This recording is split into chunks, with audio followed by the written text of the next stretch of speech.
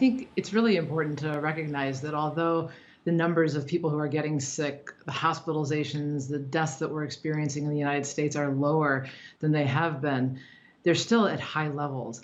And so it is still necessary for us to wear our masks, to do the social distancing, to avoid large crowds while we're getting vaccinated. So though the vaccines are ramping up for us in the nation, we still cannot let our guard down, and it's way too early to be relaxing and doing the congregating that you were showing on the videos earlier.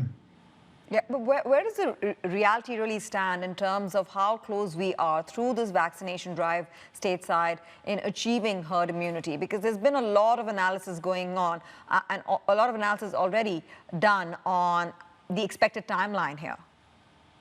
Right, so I think it's important to recognize that we have vaccinated well.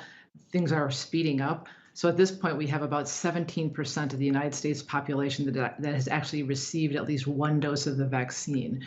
And then it's about 9% of the population that's actually been fully vaccinated. So that's great, but it's not good enough for us to really stop doing the social distancing and wearing our masks and washing our hands vigorously. I think it's really important for us to keep in mind that when we're looking at these projections with over 2 million people per day getting vaccinated, we could reach about 50% of our population vaccinated by May.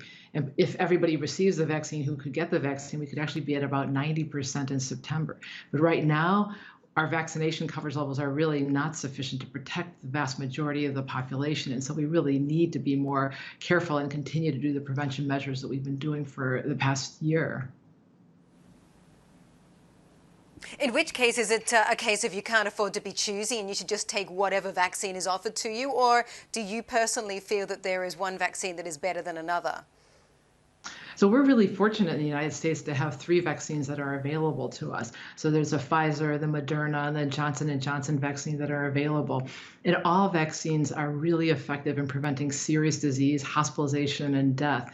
And so our message to individuals in the United States is get whatever vaccine you can get when you can get it. So we're really asking people not to really wait to get a particular vaccine because all the vaccines are so effective in preventing serious disease and hospitalization and death.